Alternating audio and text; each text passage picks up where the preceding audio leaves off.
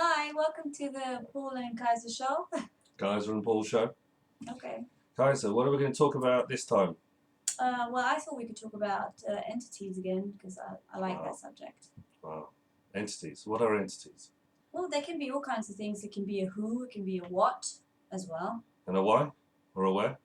Probably not. I'm not sure about why, but where. That's interesting. We'll have to explore that one. So entities can be beings, they can be spirits. Yeah. They can be animals. That's why animal spirits. What? Yeah, all kinds. Right. Or just entities from very distant planets or galaxies, or things you've never seen before. Relatives. Or they can be money. Or relatives. Oh, relatives too. Anything is an entity. Power really. Animals. Of course, all that stuff. Yeah, shamanism. Shamanism. It's full of that stuff in that. So an entity is a kind of an awareness. I'm an entity. Are you? You are too. Oh, really? We all are entities in some way. Yeah. But we're entities with a body. And the old-fashioned way was to think that we're in our body. But actually we're not. We are bigger than our body. Really? You're so right, it's true. No, it's true. Oh dear me. What else does that mean? Yeah, so actually we think we're in our body. But we're not. We're actually bigger than our body. I think I mentioned that before, didn't I? I know, but it's worth mentioning again. So we don't actually know. People think if you're in your body, then something else, like distance healing, or we do a lot of work for people who are not right present with us. And they kind of think, well, how can that be? Because you're in your body, and it's not like that at all. We're infinite beings. We have no edges. We have no boundaries. We're just in this point of space. We're defined in this point of space. Yeah. And our body is a kind of embodiment, expression, if you like, of that awareness. And so it's hard to say where you are, except you are in your body. And it's your body that feels. It's your body that experiences. Perceives. And it perceives as well. So when you have an awareness of energies, because the work is actually about following the energy. Which is why we spoke about planetary hours, to ride the wave. Yeah, the planetary hours are very important because that's the energy that's going around the world at any one moment, and you can ride that energy. There's a lot of people, there's people on the web who sell psychotronic crystals, things like this, for stealing energy. And it's like, there's more energy in anything than you could ever imagine, so why would you want to steal it? Because these people, they say, oh, we're the government's energy, we're stealing this and that. And what happens is if you buy crystals from these people, they will just steal your energy as well, because you're fair game too. So how about this video? We just talk about whatever comes into our head, like follow the energy. And that's what we're kind of doing today, is kind of following the energy. Because I like what you said about stealing energy. Yeah. Yeah, now, like beforehand I was like, I don't think I want to talk about that, but I think it worked for me now. So how do we how to get better than that? Absolutely. So how do we work, how do we switch the energy on? Well, you just did it and you said energy switch on. Yeah. Dang, there you go. Energy's on. How does it get better than that? Yeah, and you feel it in your body. And if you're aware of the planetary hours, you can feel that the energy is slightly different for each hour as well. Now. We're in Jupiter, are we? Okay, all right. I lose track. Well, I'm a Sagittarius, so I particularly like this one. Yeah, I see. I'm a Virgo, so I wouldn't. But actually, I'm Cancerian, so I'm probably all right. I'm a bit of a guru. I like to be a bit of a guru, father figure, don't I? So that's Jupiter, that kind of fits in as well. If you're Sagittarius, you just want to travel and be scatty. Is that right? Kind of. So this energy is free.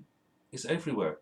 And because energy is everywhere, and because we have awarenesses and entities that are attached to us, then it's easy to release those entities, because if you're aware of the energy, you can change it all. Yes. Can you think of examples of that? If I'm aware of an energy, I can change it. Yeah, I mean... You just think of it, don't you? Yeah. Sorry. It does come very easily once you've got the method down. It's literally a choice. A lot of people don't have energy. They've drained themselves, or there have been people that are draining as well, not just from crystals, but life, your family, your relatives, your parents, But it's Your choosing ex. where you're going. It's choosing who you're around, isn't it? Yeah. You know, once it's so hard to cut them off. Well, then we start talking about black magic again. You know, is there anything in your space that's keeping you there? You know, these people, and that's how they literally steal your energy because it feeds them. There are, what are they called? Pushers, pullers, and neutral people. Okay, what are they? Well, if you Pushers, is that drugs? No, not that kind of thing. God, no. Right. No, I'm really against drugs. No. Pullers, is that won't go out getting women? Well, it's a form of pulling, yes, because you pull someone, you pull their energy, and this person who's being pulled feels really desired because somebody's pulling them, or it can be really frustrating because they're losing all their energy to this person, and this other person who's pulling is always on their mind. Yeah. That can happen too. It's like, so why is it, so we won't come to a ring, so why is this guy, why keep on thinking about this guy? Because he's pulling energy. He doesn't want you to have anyone else, but he wants you to think of him all the time. Yeah, and then he'll ignore you maybe, and it just drives him mad. Yeah, we can think of a few things like that, can't we? It's okay. Men do it to women. Again, it's over. Women do it to men. And there's the people on neutral where you can't get them to engage on things. They say, hey, should we go for a drink? Should we do this? No. Should we do that? Should we do nothing? Don't know if we want to do nothing. It's up to you. So, you know. Yeah, and then in the next moment they can be really engaging, so it makes you almost fall in love with their personality, and then they'll let you down like that. Yeah, I don't really know if I'm available actually, and you're just left there completely confused. What's the word women have for men like that? I don't know. I adore men. The women who do these things. Bastards. Yeah, that's a good term. No, I don't know actually. What would you say? Oh, you can't say that. Yes, again. No. Well, it's our video. That's what women think. So there's just these energies here everywhere, and you know, because when we did tarot readings, you know, I mean, I've said many times in my videos on YouTube and my writings and stuff is that I can't remember the meanings of the cards. No. And I've written books and I've done talks and I've done lots and lots of videos on the meanings of cards as well. And it's true because when you're doing the reading, you're following the energy. You're seeing where the energy takes you in the card sequence, and you read the same way, don't you, Kajsa? Yeah. I can switch it up a lot, but it's when you follow the energy of whatever's going on. Yeah. And there's a really interesting thing. Always following the energy. Follow the energy. It's not really that complicated, but I don't know a lot of. Yeah, yeah. It's because you have that awareness, and there's the energy of the person, there's you, and there's a tarot cards. And so it's really interesting because you can actually, when you have that sequence of cards there and that person's kind of sitting there disengaged but wants to know stuff and doesn't want to give anything away, you can actually switch the energy on within the tarot cards as well. So then they start communicating and working together. It's the entity, you know, it's the entities of the cards at that moment in that sequence for that reading for that person. All of a sudden you can be like, hey, look over here, and this is the entity having a communication with you. And not only and not only is the cards talking to you, they're also communicating to the person having the reading as well. Yeah, they might say, well, there is actually this one thing, and then the conversation's opened up. Transforms and changes, and you just go into a new awareness. You feel so how would you know that things are true or false in these things? I've given it away. They're giving away the secret. There we are. That's okay. I'll take over anyway. Go on. I like it. Anyway, so the truth and the lie thing is heavy sensations or light sensations, and some have it in their bodies. Other people are so expanded already, without them knowing it sometimes as well, that the lightness and heaviness will not show up in the body, but literally in the being outside of the body. And the reason for that is they've disconnected from their body. Their body's still there, but they're not really aware of their body going on. Things like this, it can happen as well. So this lightness and heavy thing is when we perceive something that needs to be worked with is like a heavy feeling. That's true for me as well. What you just said, that's true for me. So I just did it now in my head. Like, does that feel light or heavy to me? Is it true for me? That you don't always have to say, does it feel light or heavy? You can say, does it feel true? Does it feel like a lie to me? And then you'll see if you get whatever sensation comes up. If it's heavy, then it's obviously not a truth for you. And truth and lies are different to every one of us. It's what's true for you. Yeah. not an It's- absolute truth. No, it's like Paul and I are very interested in knowing, Are we? wanting to know about what it is that you know that you sometimes refuse. You know, and are you willing to acknowledge it? Yeah, I know it's a bit of a mind-boggling thing, but I'm what lost. do you know that you refuse to know? And like all kinds of stuff comes up. Oh, When she you say, does. I want to acknowledge what I know now. So what is it that I know? Oh, and Guys. then whatever.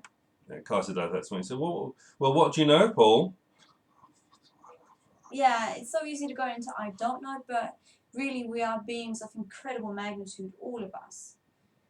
So I'm really happy to connect with you. It's a really So challenge. fun. It's a challenge of, you do know when that thing I perceive in awareness or in my body or whatever. Oh God, Kajsa, I've got this thing, and she says, "What are you perceiving? What do you know?" What do you know? Yeah, it's like And it's like, I don't know anything. it's very easy to go into I'm a victim, I don't know anything because it's so promoted in this reality. You're not that much of a victim, you're getting very good at it actually. Oh, yeah. I've improved. Take some credit. Go on. Thank you. Dishing out. She's not too bad. It's quite good. I like that. I received that. You received that. It's a reciprocal thing, and How's it that? it's very rare. This is why I'm so excited having Kajsa around, because she has that awareness. So because I'm pretty then. You're pretty. I thought I was. Oh, right. Okay. Just an interesting point of view. Yeah, she's great. That's good. Yeah, beautiful. resets it. Interesting point of view. So it's a rapport. It's a kind of having this energy flow that can just flip. And sometimes you have arguments, it's, and then just like a minute later, yeah, that's interesting. Oh, that's right. Yeah, it just goes back into We're pretty good at that because we ask questions. We challenge each other. Know, right? Yeah, all the time. Like some nights we don't sleep because we're thinking about stuff. Yeah. There's always things going on. Expansion between two of us. Always. So the expansion means that your awareness. What happened there? Nothing. You just kind of expand. Your awareness expands, and then you just kind of. If you take things to infinity, then they just kind of evaporate anyway. These problems, but sometimes it's hard to get to infinity because it's so. How are you going to imagine that? Well, you don't imagine it. That's the secret. There's no you don't imagine it. You can literally take a problem and say, "Oh gosh, I'm having this tooth with my mum," and then you say, "Okay, so I'm going to have this problem out in front of me now, and I'm going to expand it to infinity. I'm going to make this problem infinite. See how far it goes." And most of the time, all your problems would just go to a certain width, or can I say gravity? Yes, it's a limit, isn't there? Yeah, there'll be a limit, and you just have to push it. Yeah, exactly. It's like blowing. You just blow on it just gently, and it just and you suddenly find that just it can't exist in infinity. Yeah. So it's a problem that you're buying into is so real when really it isn't. So it expands to infinity. What else is possible? Yeah. Anyway, yeah. That's it, isn't it? Yeah, I think so. I think we've run out of things to say right this second. Yeah, don't worry, we'll carry on talking. But we want you to like and subscribe and comment and all that stuff. And if you ever want to find us, Paul, don't you go to London once in a while? Yeah, I'm up in London. Kajsa sort of travels a bit around as well too. So newtarot.com is probably the best place to find us. And send or YouTube, and we'd be very happy to meet you. Yeah, we just see where else it takes us. Yeah. Until next time. I'll see you better than that. Bye. Bye. Bye.